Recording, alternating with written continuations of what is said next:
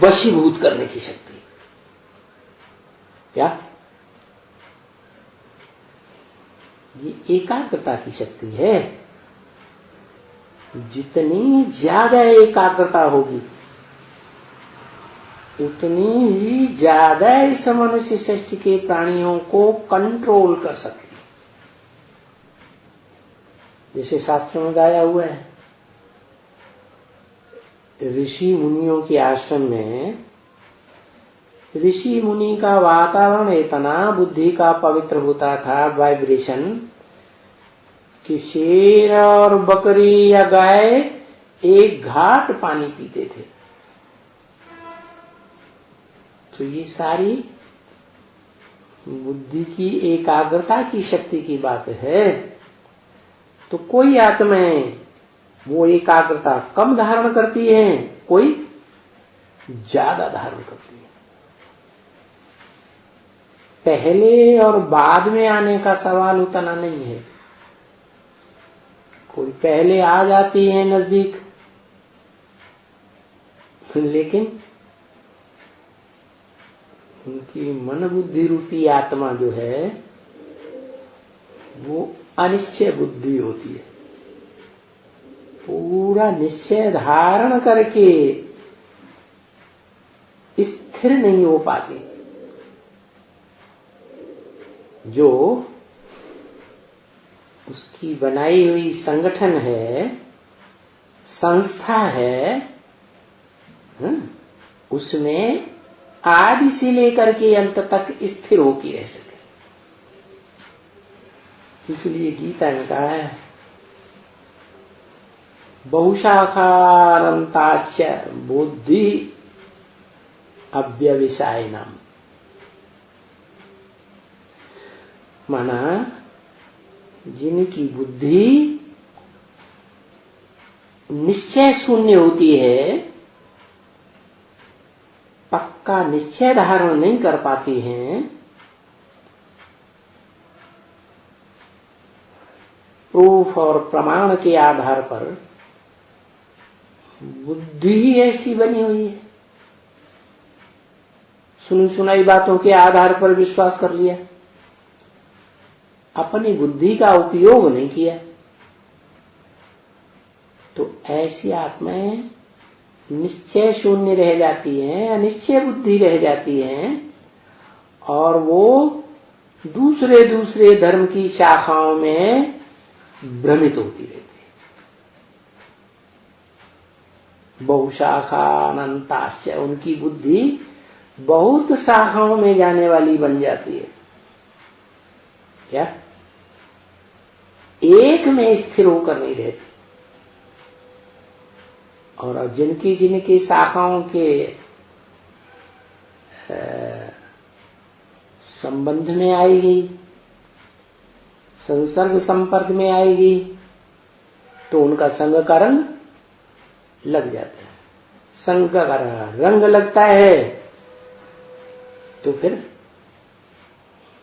वो स्टेज नहीं रहती जो स्वस्थिति बनाने वाला, सदैव स्वस्थिति में रहने वाला शिव बना सकता है। तो बताया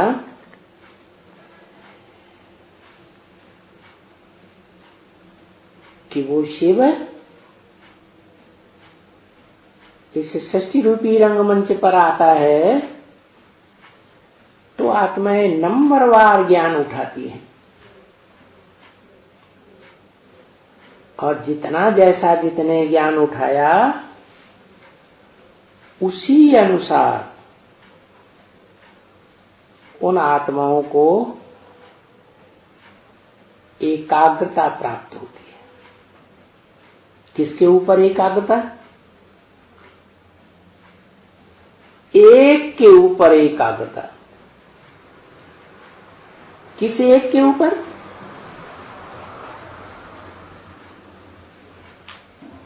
जो एक ही है ज्ञान देने वाला, बाकी सब अज्ञान देने वाले। गीता ज्ञान सिर्फ एक भगवान ही सुनाता है। इसलिए दुनिया में एक ही ग्रंथ ऐसा है जो भगवान के द्वारा गाया हुआ बताया गया, श्रीमद् भगवत गीता, भगवान का गाया हुआ ज्ञान का गीत। और कोई दुनिया में धर्मशास्त्र नहीं है जो भगवान ने स्वयं गाया हो, लिखा नहीं है, बरवली मुख से सुनाया है।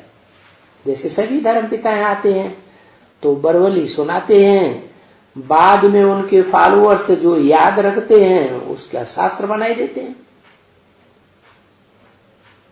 तो ऐसे ही उसने जो ज्ञान सुनाया, उस ज्ञान को धारण करने वाली आत्माएं नंबरवार परसेंटेज में बनती हैं कि एक जैसी बनती हैं, नंबरवार बनती है। इसलिए नंबरवार शक्ति धारण करती है, क्योंकि एक को पहचानने की बात है। क्या